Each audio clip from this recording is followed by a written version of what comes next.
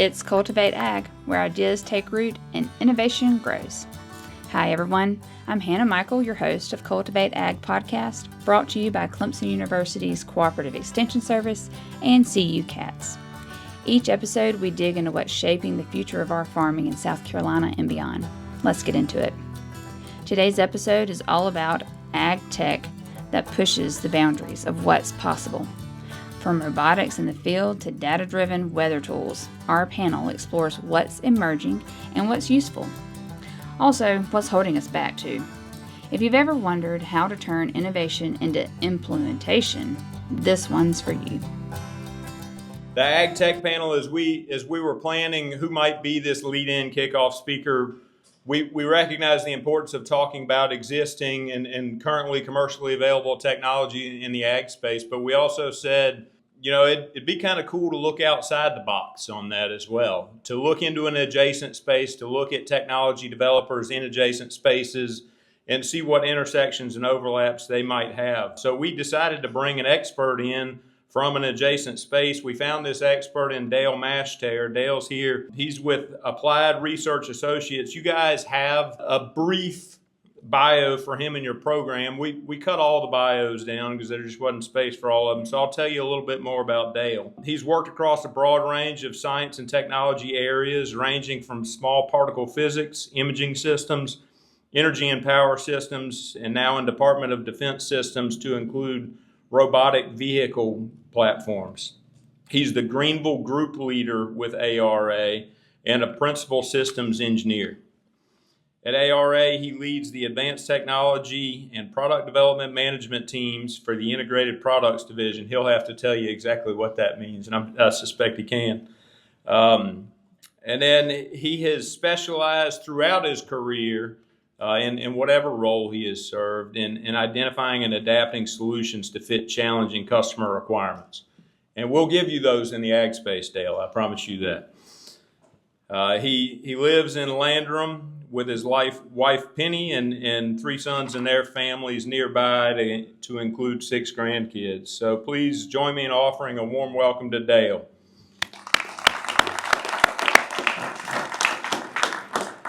Thank you, Kendall, for first inviting me. I attended this event last year, not really knowing what I was going to see or hear. Mallory put together a super event last year as well. I think it was Catherine Hayes of SCRA that said, hey, you should go talk to these guys, see what they're up to in ag space. So again, thank you, and had the great opportunity to meet the panel. I will credit Kendall with, I've attended a lot of conferences.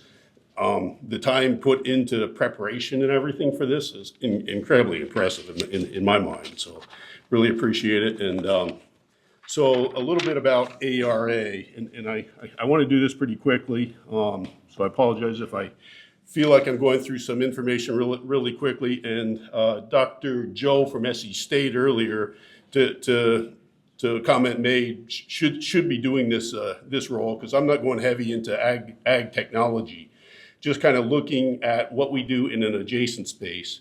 And I should say I brought a colleague this year. So it was so cool last year. Reed Jacob sits in the middle of the group here, and he can touch on stuff in biotech space. He's been at BASF, Bayer, other companies. So he's definitely your guy there. ARA is really kind of unique. I actually joined ARA. You see the South Carolina site just got established in August of 2022. We're about five minutes from the Clemson ICAR campus, which we quickly learned, you guys are playing in DoD space as we are. So we started talking to that group, and now we're on contract with some of the work that they do and trying to transition some of that technology forward. The company, employee owned. I worked for GE, Xerox. I never worked for an employee owned company. I had no appreciation for it till I got started here. We own the company. We have the ability to kind of define what we want to go do, what challenges do we want to go address together with our really strong team. The company is growing substantially. I mean, they started with 2 people 45 years ago, going after challenging nuclear weapon problems, and it's just continually grown which as an employee stockholder, that's a good thing too. Just south of $1 billion company, spread across the country, headquartered in Albuquerque, New Mexico, where it was started. We are split across divisions, so 17 divisions. We kind of focus on some really kind of unique areas and very diverse across the company. The other really unique thing about this, I look at the CEO of the company. He's 40-year engineer. So not a lot of management structure and whatnot that kind of bogs things down, which is kind of cool. And part of what the DoD likes about us is we're just really kind of nimble and, hey, what's a hard problem? What can we go after and try to address it? So as I said, I'm gonna jump into this pretty quickly and just kind of, this is like a snapshot of everything the company does at some level. 4 broad areas I don't count really good. National security. So as exampled, right, weapon design, test, capability, and it doesn't mean ARA is off building missiles by themselves. We partner. It's the other thing I find really cool. We partner with small companies, universities, consultants, or very large companies where we're either primes on a contract or they could be primes. So it's a great mix and very open to doing that. So weapons, as an example, we'll talk a little bit more about robotic platforms. A lot of work on advanced sensor technology. We actually do have some product space. We're probably 80% DoD, actually 90% federal and state government funded. But we do have a commercial play as well, kind of approaching that 10% number of actually putting products out. So one of those products, for instance, is a buried in the ground security sensor, wireless communication, intrusion detection, things like that. So we do things like that. Soldier mounted helmets in that space. Energy environment, another big area that we address. ARA as again, employee-owned company, define our own path. Use our money wisely, hopefully. So biofuels was something they decided in the early 2000s to go after.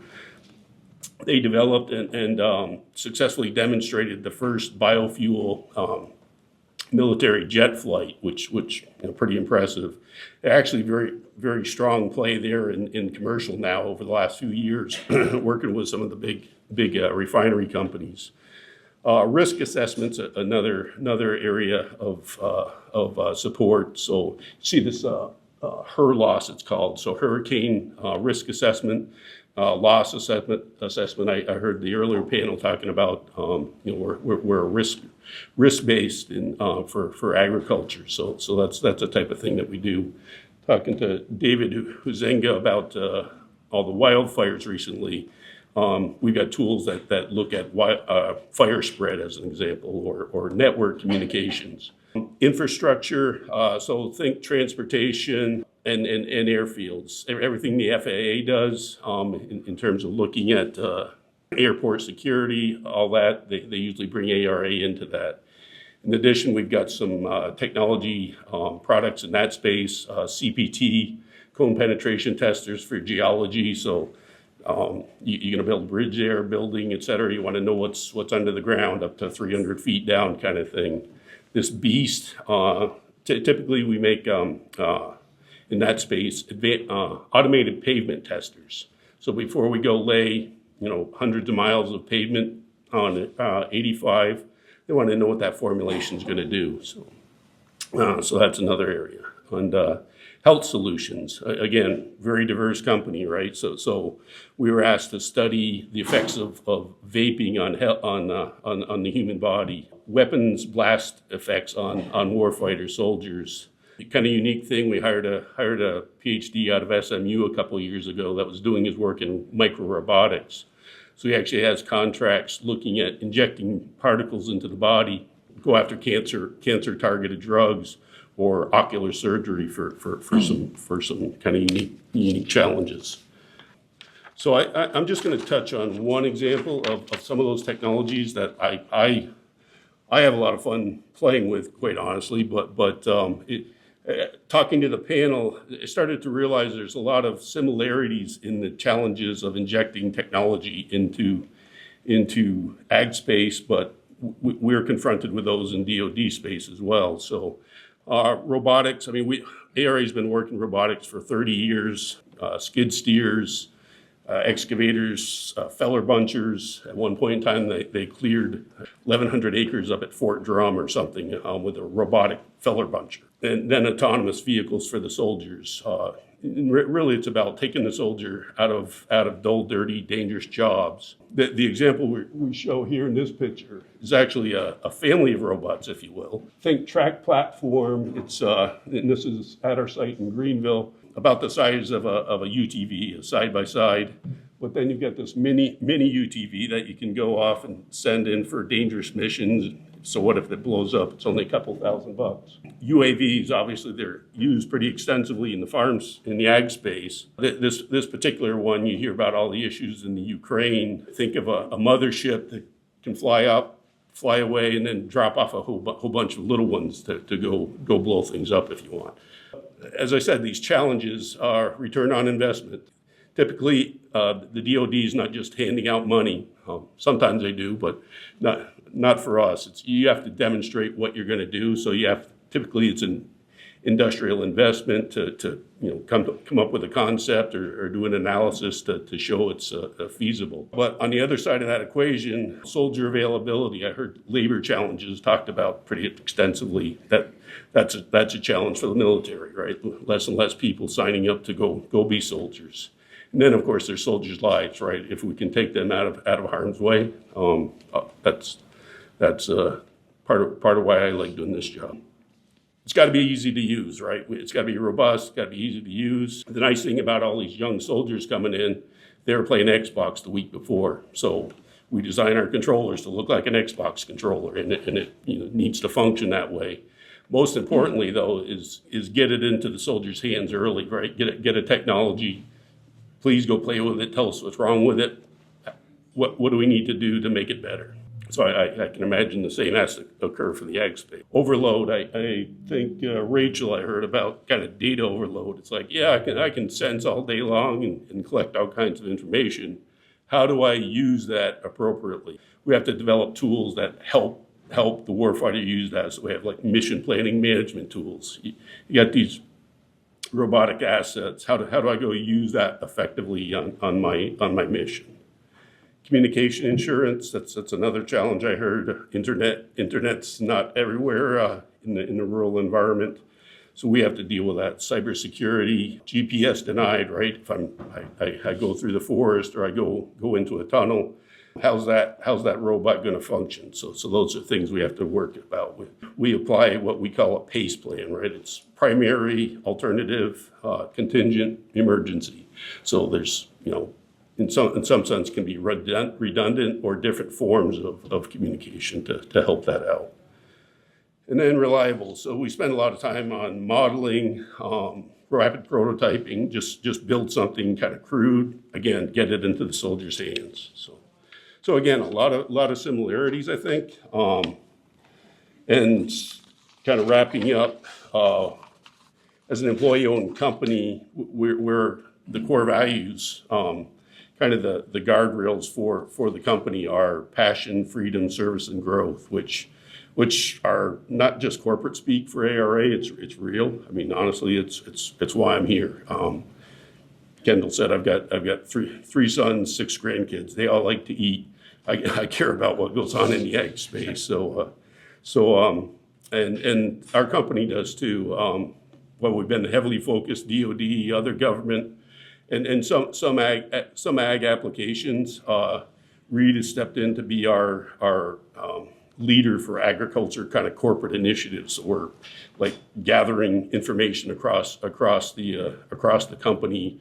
What technologies do we have, and then go meet with you folks. What's needed? Where do you need help? So that's what we're about. And thank you for having me here. I appreciate it. That was perfect. A good lead off for the ag tech discussion. And I couldn't, Dale, when you were talking there, I couldn't help but think about weapons platforms, ag pest management, directed or targeted pesticide application. These are the things going through my head. Anyway, I don't want to waste any time introducing these guys. So the experts in the ag tech panel, I think you'll see that we have a ton of experience up here and a ton of diversity as well as we go through. I'm going to go one by one down the line and add some things about, and I've asked each one to introduce themselves as well, but I'll read a quick thing that's a little different from what you have in your bio on each one. Andrew Brooks, one closest to me here, and those mics might be off, by the way, if it's coming up to you. Andrew Brooks is a business developer with Cravo Equipment, which specializes in weather-related crop protection technologies. He is a Charleston native with a bachelor's degree in economics from the University of South Carolina, and we won't hold that against him. Andrew has several years of experience in controlled, so this just came up, controlled environment agriculture, specializing in cost reduction, automation, and innovative agricultural solutions. Andrew, please tell us all more about the work that you do. Thanks, Kendall. And it's a privilege to be here. Thank y'all. Quickly put, so I specialize in two questions I ask the growers that are growing soft fruit, vegetable, things like that. Tell me about your best day. Tell me about your worst day. Question for y'all: what's the number one issue for growing? Weather.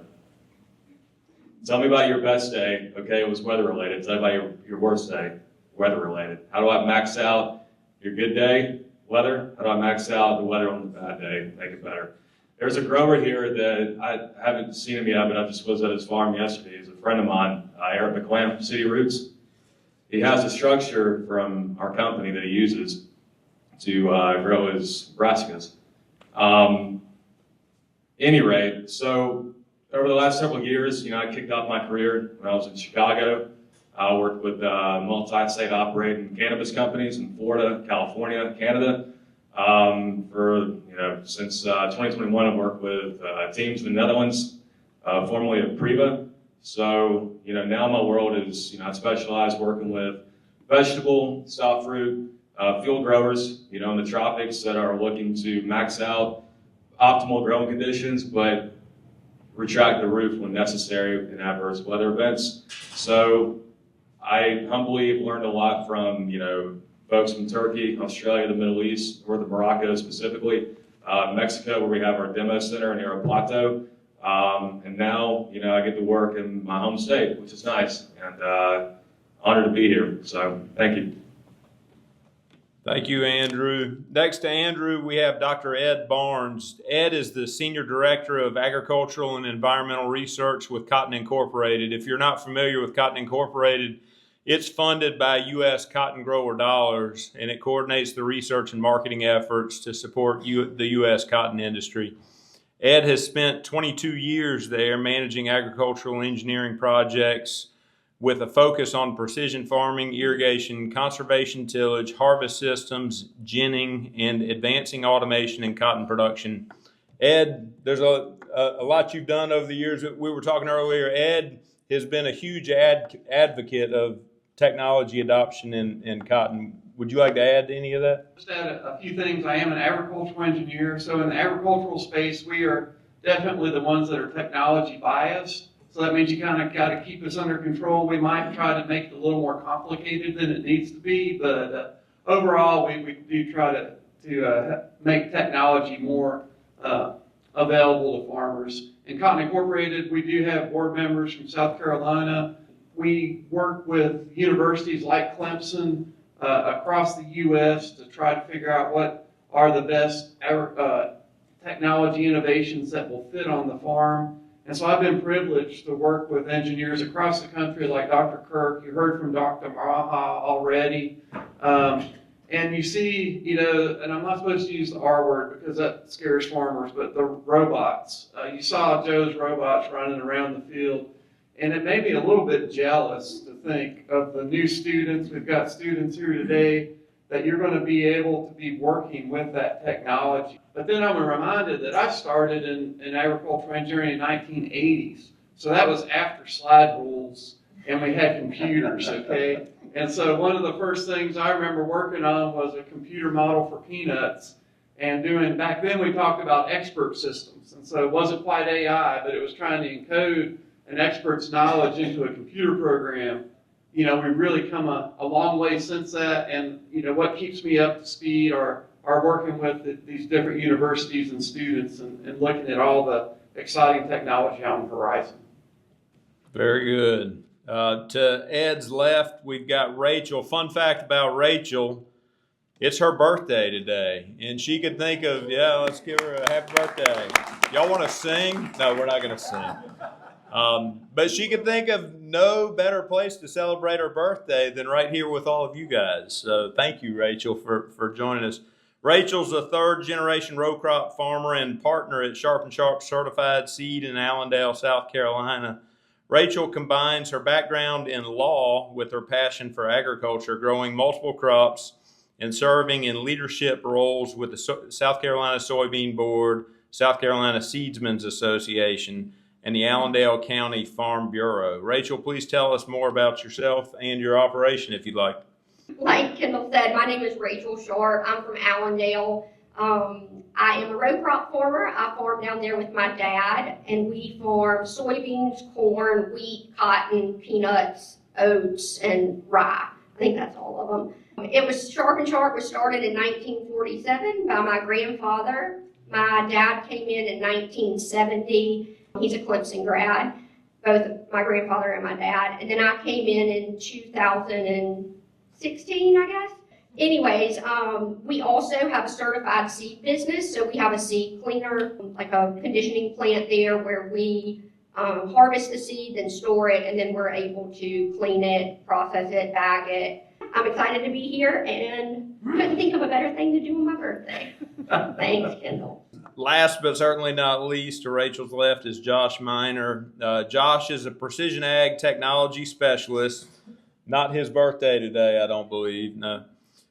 He has nearly 8 years of experience at John Deere. He currently serves as the cotton and high-value crop test lead, working with dealers to implement and analyze agronomic and economic field trials that demonstrate the value of John Deere equipment and technology. Josh, can you tell us a little bit more about what you do in that role and your background? Yeah, thanks, Kendall. And pretty typical to John Deere job titles. They don't really mean anything, right? That's what we do.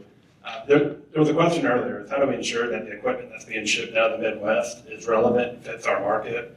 And that's essentially my job. So we work with called production systems. So I work within the cotton production system, and our job is to really work with the planter factory, tractors, tillage, sprayers, and of course cotton harvesting, and ensure that the products that we're releasing, the tech stack that we're developing, really looking for how do we best fit that into the cotton market, and where's the highest value that we can place that equipment in. So my role is really twofold in that. I work with our dealer channel to take equipment that we have in the market today and really gather agronomic data that's locally relevant to you. So when you go and you look at a new planter, you see data that is performing and the agronomic value in fields like yours. Second piece of that is we do internal trials. So we really are evaluating new products as they come to market, trying to better understand what's the agronomic value or economic value as it relates to cotton around future products. There's a ton that goes into kind of the R&D side before that product or system or technology ever makes it to market. It's a long journey, longer than the marketing people like myself would want. Well, and that's a good lead in. A lot of these technologies, they're not cheap. So it's a good lead in. And Ed, I'm going to come to you with this question. Ed gave me a subtitle for this question. And largely, Ronnie, I'm gonna steal from your notes and probably do the same thing. We'll go down, get each one of y'all a question. Feel free to chime in on each other's questions as you want. And then we'll open it up and see what we've got out here. But Ed said the subtitle for this question should be, how can technology keep me in business? So specifically, the question is, Ed, what are the biggest barriers to adoption of agricultural technologies, and how can farmers evaluate the return on investment of new technologies, particularly in tough economic years? Hey, thanks, Kendall. Obviously we've heard a lot about the challenges, especially this year. It is historic. And I'm sure Rachel can tell us from personal experience the challenges all the farmers are facing everywhere. And so I think, sometimes we do, like I said, engineers, we get too excited about technology and we say, look how cool this is, but what's it going to pay? And so, like this year, I do believe if you're not using a yield map on your farm, you're missing some opportunities to save money or to even increase yields.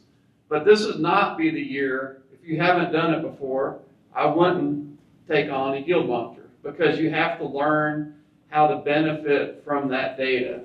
And there's a learning curve. And so, but we need to be looking at what technology could you employ this year that will save you money or that will improve your yields. And so I'm not going to steal too much of Josh's thunder, but on, that John Deere, for example, has the See and Spray product.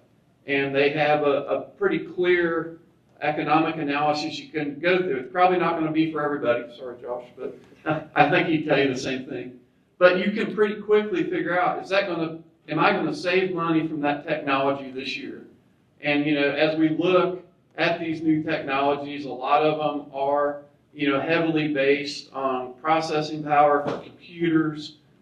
We need really short return on investment times, right? It can't, because by the time that technology has been around for 2 years, it may not be relevant. So that's a challenge we're facing. But I do want to emphasize, I do believe that technology can be part of the solution to the challenges we're facing in farm profitability right now. And that's one of the things that we're going to keep working on.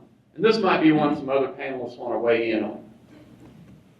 I guess I can speak to the barriers that I've faced as a farmer with ag technology. So before we even get to the tech part, I struggle with broadband internet access. A lot of places in South Carolina, I think that people assume that, you have your cell phone works one place, it's going to work another.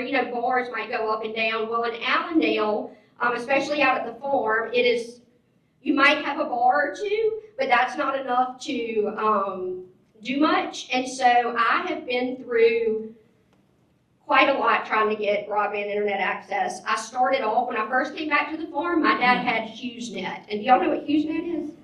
It's internet beamed in from outer space and it doesn't work when it's cloudy out. They throttle your usage if it is really, really bad. Equivalent to kind of like dial-up is what I think. But we got rid of that, thank goodness. And this company that I've talked to, I'm not going to call any names because I don't want to hurt anybody's feelings, but they contacted me and they said, oh yeah, we can put fiber in for you. This will be great. And I said, all right, when are you coming? And I didn't get any response. And so I began to call this company. I set an alarm on my phone at 9 o'clock in the morning. And every morning for almost a year, I would call these people. And I'd say, when are you going to put fiber in? I can't run my business without it. Oh, we're coming. Finally it worked. And they shot a Bohr missile under Highway 301 to get me fiber there. About 2 weeks later, somebody cut the line somewhere. It never worked since. It hasn't worked since. And so I contacted someone else who ended up running another line. Long story short is we now use Starlink. I have 4 Starlink systems, and it's not a good thing to do. I wouldn't recommend it, but it's better than driving a tractor. And farmers out there, I know y'all can relate. When you're driving and there's a little dip in the land and you're going to lose service there. And so nothing is worse than having to drive it all the way back around to get GPS service or signal again and try to switch from one Starlink thing to the other. So it's something we struggle with. I don't know if everybody has that big of a problem, but we can't wait until we get some decent form of internet service, because without that, we're behind. I mean, we can't even run any of these we have trouble running a lot of the ag tech that we want to run, but we're just limited by broadband connectivity. If anybody out there wants to come run another line to Allendale, I would be all for it. But it's aggravating too, because right next door, the county next door doesn't face the same problem, so you kind of feel left behind.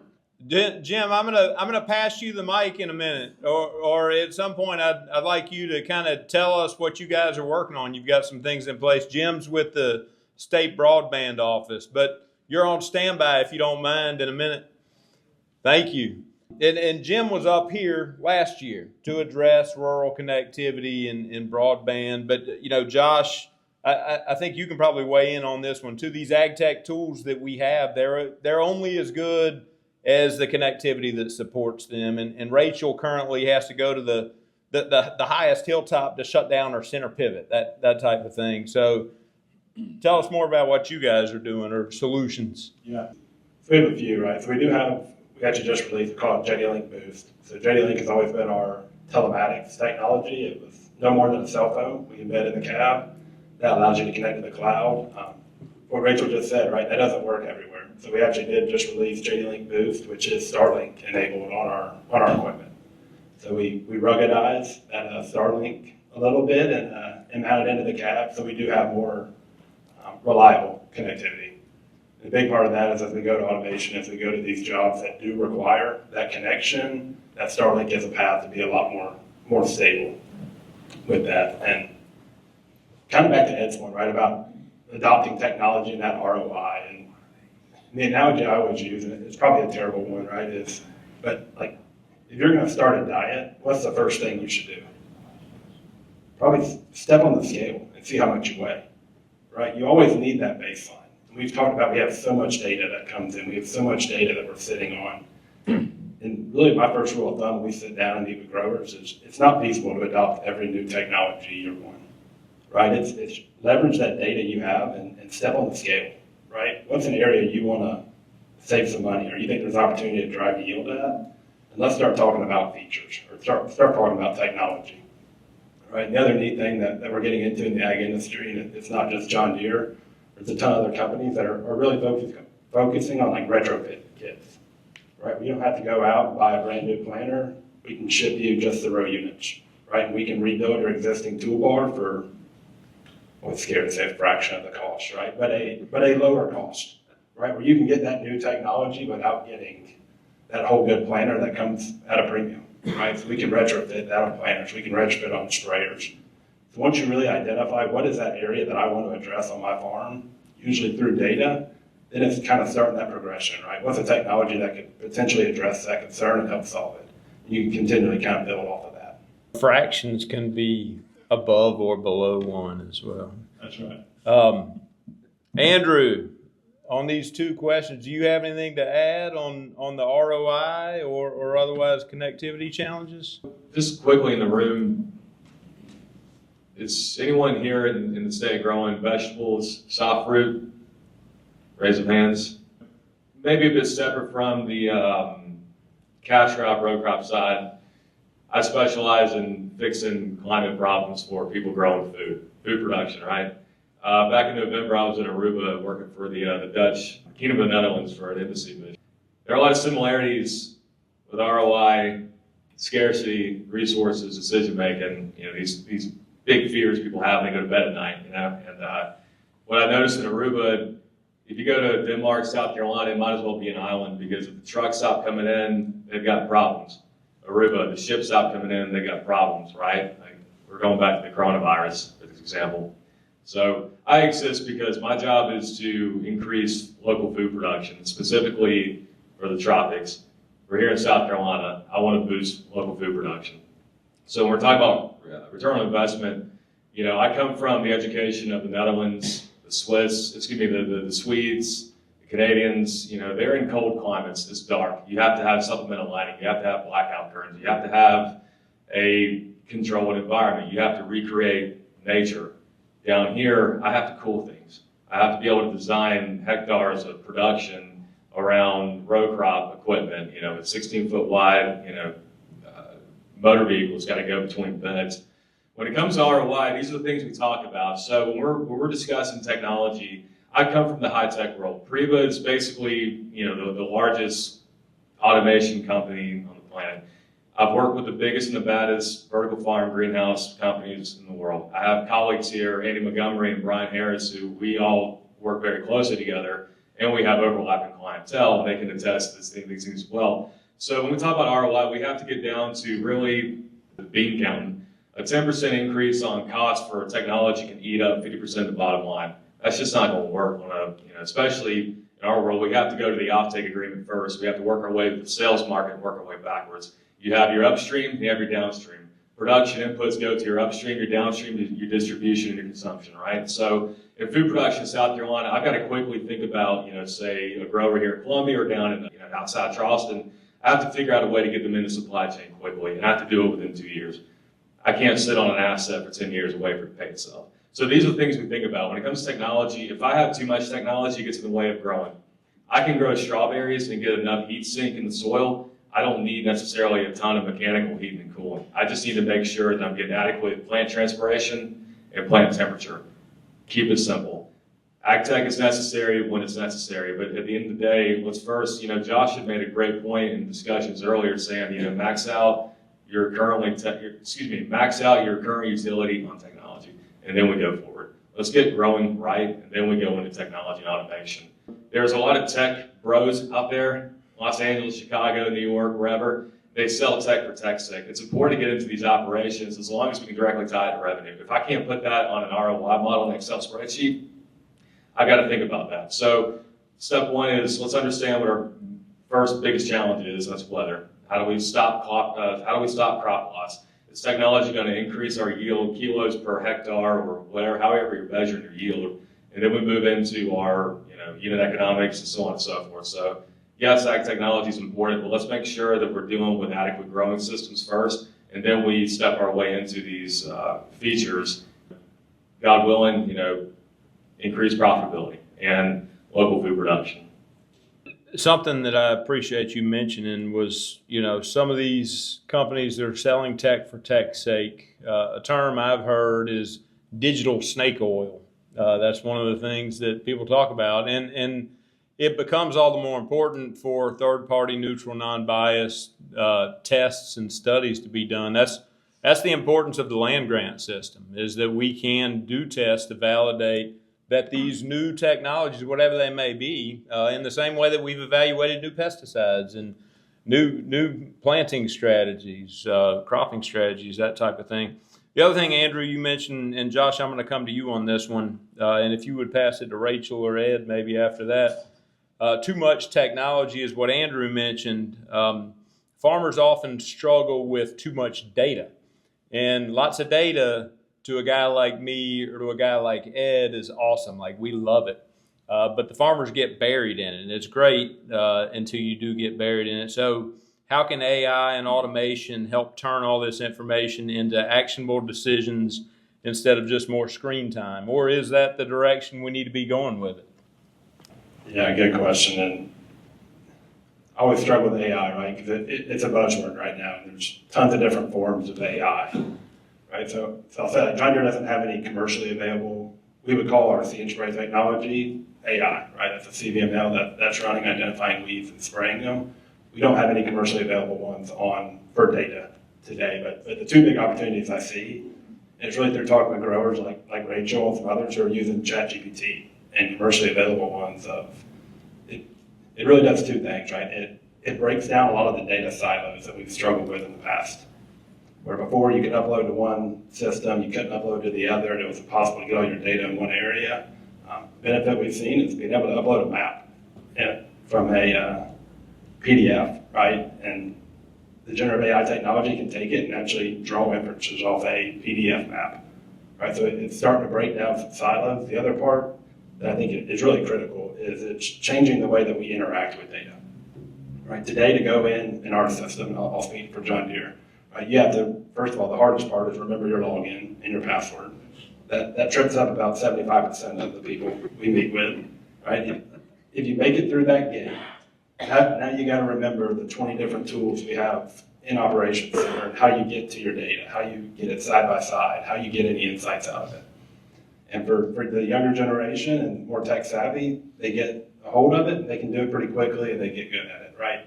For the older generation, they don't want to start, right? And what this AI technology can do, and I'll let Rachel talk a lot more on it, right? But ChatGPT, you can talk to it, right? You don't have to sit down and type it all. You can ask it questions. You can feed it the data you want and you can ask questions to it just like you're talking to another human, right? So I think those are really the two big ways that it'll change how we interact with data, is it will break down silos, but finally it'll make it more approachable for really anybody to leverage it and get value out of it. He says he wants to hear about ChatGPT. I have been, I'll call it a victim of data overload. I know that with our irrigation systems, I get so much, like literally every time I turn it on, it shoots me all this information on where, not just the location, but for every degree it moves, I get all this new data about soil type, soil moisture.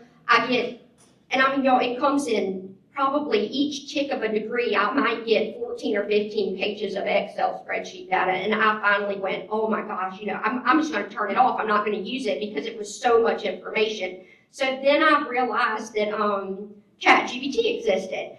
And the first few ticks, I downloaded, just downloaded the Excel spreadsheets, and I uploaded it into ChatGPT thinking there's no way that this is actually going to work. And y'all, out pops a map.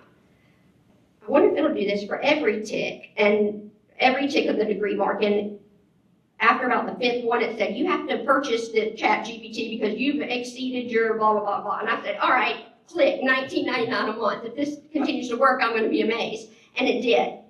And so I continued to use it not just for irrigation, but for like variable rate fertilizer. Not every part of the field needs the same amount of fertilizer. And so as we did samples, I logged it in a map. You can use Google Maps, you can use whatever you want. And I figured it worked for that too. And so it would put out these maps, and it made it so much easier. I wasn't plotting things. So I formed with my dad. This is kind of a side note. And he does stuff a little more old school than I do. He doesn't want to mess with the computer. And when I introduced him to ChatGPT, he said, well, I don't want to type onto it. And I said, you don't. I'm just going to hit this button and you can talk to it. And he sat there and had literally, I don't know, it was a long conversation with ChatGPT about some farming issues. And he was amazed that, he would cover the microphone like he was, didn't want it to hear. And he'd say, this is working. I'd be like, yeah, I know. But it made it a lot easier for us. I'm not sure if he's going to continue to, I don't know if he'd use ChatGPT on his own phone, even though I've downloaded it on his own phone, but he really likes it and likes what it does. So it's been a huge help to us. And it's $19.99 a month. I mean, you can't go wrong with it. See, I love hearing that story. So that encourages me that, we are going to see this technology adoption happen. One of the things I look at the space, the other thing I think where we mentioned AI, when I think of machine vision tools, I think it's going to really revolutionize a lot of things we can do, because now you don't need the map, right? The machines, and we're going to get to where we can trust the machine to make that decision. We have had academic people evaluate the See and Spray system, Jason Norsworthy at University of Arkansas and some others. And that machine is traveling 12 to 15 miles an hour. It's seeing a cotyledon pigweed seed and spraying that cotyledon accurately. So that's amazing to me to think that's commercially available. That's not in 10 years or 20 years, that's today. And you can imagine if you're putting cameras, already got 30 cameras on a boom, and it's spotting weeds, it can eventually be trained to look for insect damage, to look for pathogens, to start looking at differences in growth rates in the field. And that can all happen so we can get to where we can get a lot of real-time control, and you don't have to even go back and talk to ChatGPT, all right? You'll just let the tractor figure it out for you as you go. So that excites me. And I think that's largely where a lot of it needs to go. I talked to a farmer one time that, talking about automated or autonomous harvesters. And I said, well, isn't your favorite time of the year at harvest where you're riding up there in the cab and you can see all that you did? He said, yeah, we love doing that, but you know what's the other thing we love doing? I said, what's that? His guy's 75, 80 years old. He says, we like making money. So there are things they're willing to give up. This is probably a good time to flip. We got about 15 minutes left in this discussion. Jerry, would you go to Jim and he can give us a quick update, and then after that, on the broadband, the connectivity stuff. I think it's great that he's here, and we might as well leverage that. But Jim, you only get like 2 minutes. That's it. That's all I can give you. And then some of the rest of you, Jerry will have the mic, and they can he'll come around to you if you got questions for the group.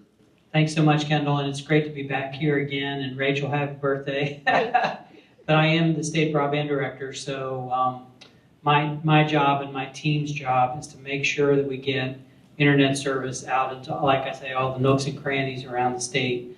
We've been doing extremely well. In fact, we only have 28,720 locations remaining in the whole state that are lacking in investment. So it's an extraordinary time in South Carolina. Now, I will say, fairness, the job of the broadband office, we don't hook up any homes or farms.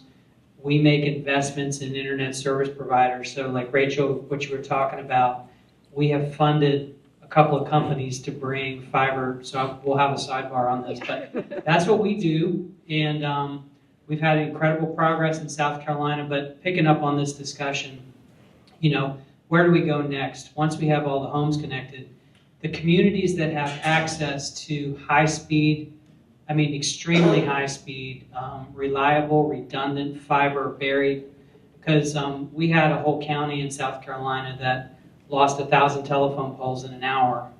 And if all your fiber is sitting on telephone poles, the whole county goes out. That's not reliable and resilient. So as you start thinking about building your farm and relying upon AI technology, it can't go down, right? If you engineer your whole production. So I hear you, we're thinking about it, and we'll do some follow-up conversations. Appreciate it. Thank you, Jim. And I'd love to connect you and Rachel, in terms of demo opportunities to look at, how can having that connectivity, how can it be utilized?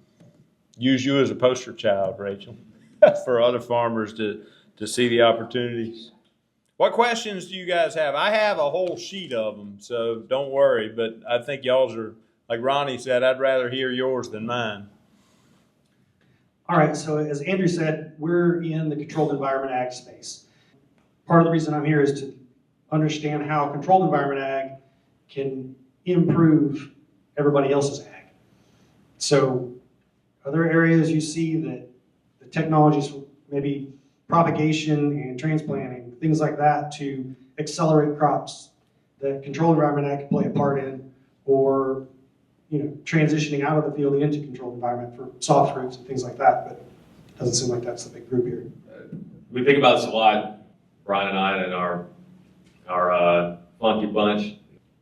There's a research paper that came out, I think in 2016. It was sponsored by Hugh Weathers and my mentor, Jan Vestra, who's in Priva, or at Priva in the Netherlands. And it was another guy named Ian Kansky, who's with York County, Pennsylvania, where I've been involved in an ag accelerator.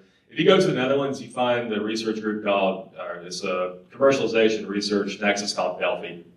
Why does it exist? The job in mind is, so when you guys go to the Publix here in Columbia or Case or whatever, if you see sunset or you see red sun, this is all being imported here. Like, you wouldn't know that unless you look at the back of it. It's coming from Leamington, Ontario, or Mexico. So, we asked the question when it comes to protected ag and controlled environment agriculture, that research document in South Carolina specifically, Ronnie's got this. And so if you want to know more, definitely connect with him, because he's educated me quite well over the years. We don't quite yet know where conventional ag brings on, let's say, propagation, where it makes sense commercially. Like, I think there's some application. There's a guy, I think he's here, David Flynn, Amplified Ag. They're using shipping containers for, commercialization. But we beg the question, can we use seed genomics or genetics, things like that, for conventional farms? There's a professor at Oklahoma State, Dr. Brian, I forget his last name, but he's currently doing wheat trials using greenhouse technology. So we have climactic challenges, and we have commercialization challenges, and I'm kind of the oddball in this discussion, but at the same time, we all have to eat. I wonder, especially with very profitable crop types such as strawberries, Falls Creek 132 blueberries, not the rapid eye variety, but can we boost that? Can we get better, yields out of that? And can propagation be used? That's currently being discussed at Wageningen University in the Netherlands. Translating that here to some trade missions I've been a part of in British Columbia.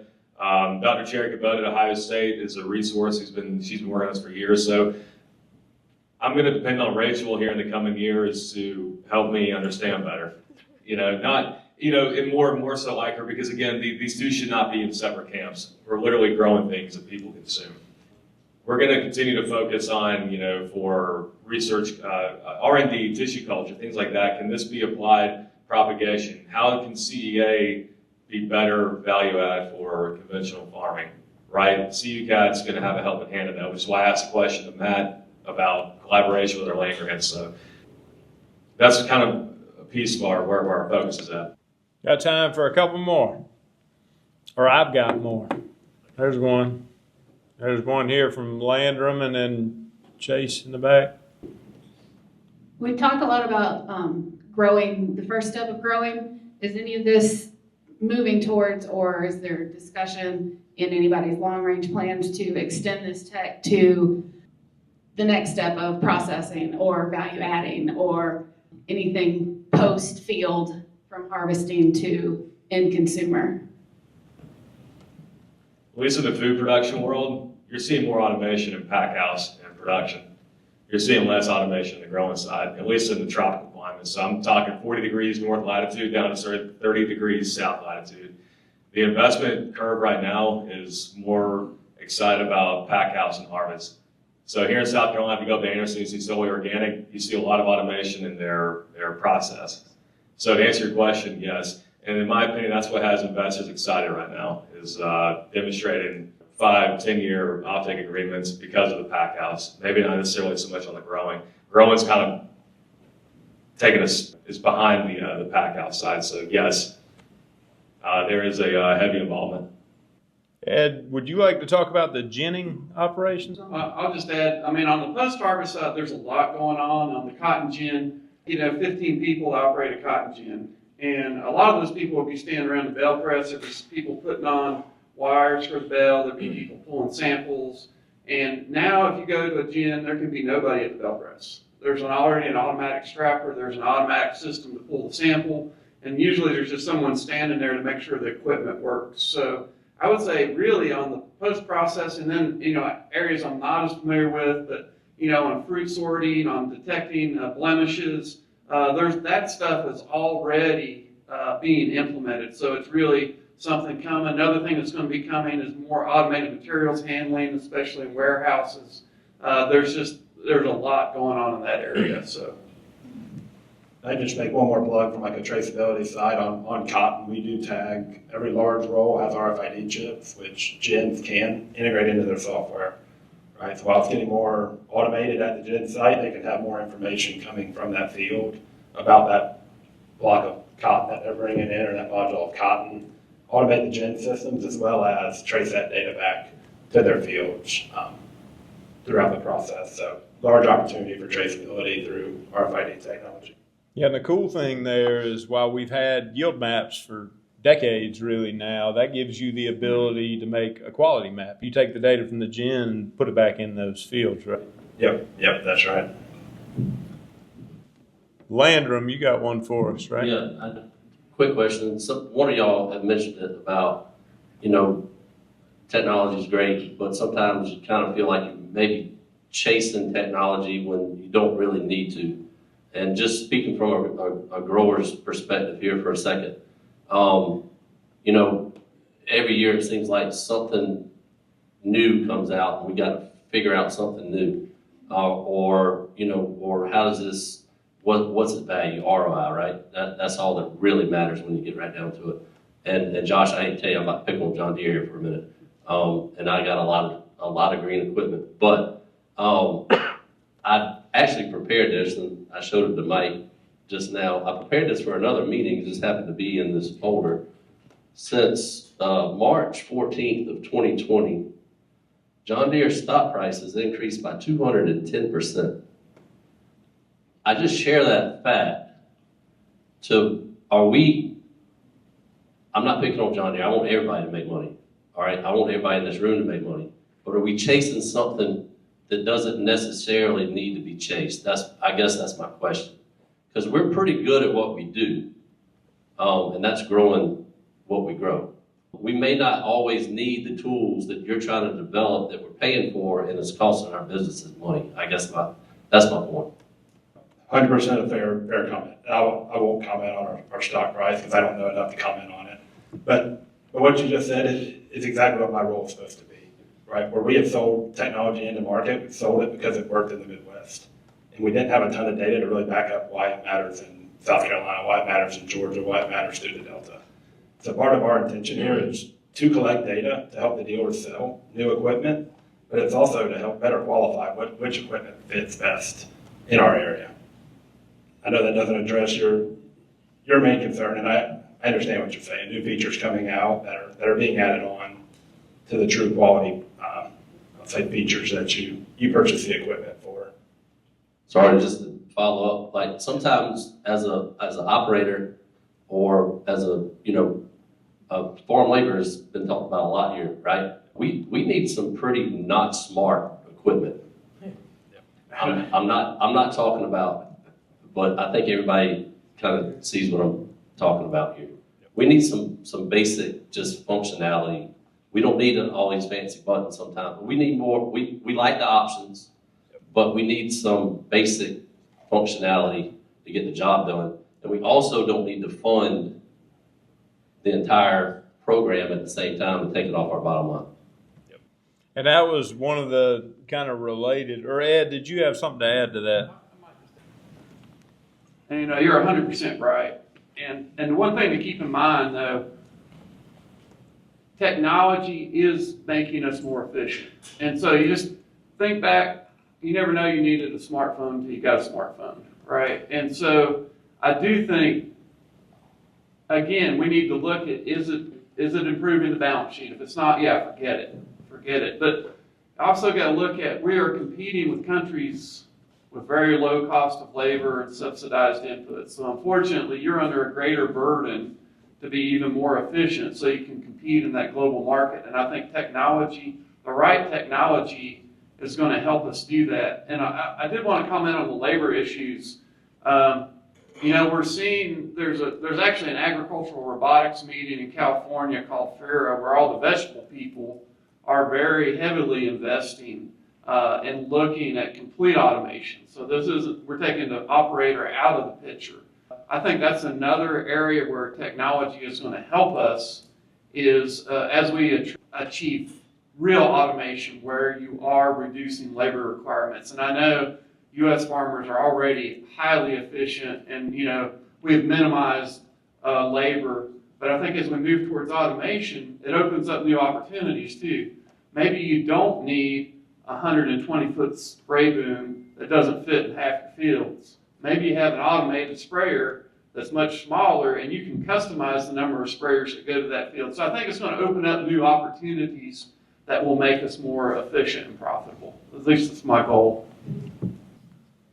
And that's really, Ed, probably a good closing point. We got about a minute left, so I think that does a good job of wrapping up. I'd like to extend, regardless of whether or not it was your birthday today, I'd like to extend a big thanks to all you guys and to Dale for joining us. And please, folks, this is the end of this panel, but please don't let it be the end of this conversation. So some of these guys hopefully will be hanging around. If not, I will throw them under the bus and give you their email addresses if you would like to reach out to them. So seriously, continue these conversations in the weeks and months to come, and let's grow these relationships we're building today. Thank y'all. What's one piece of technology you've been hesitant to try, but could probably help revolutionize your farm? Something to think about. Until then, think forward, farm smarter, and never stop innovating.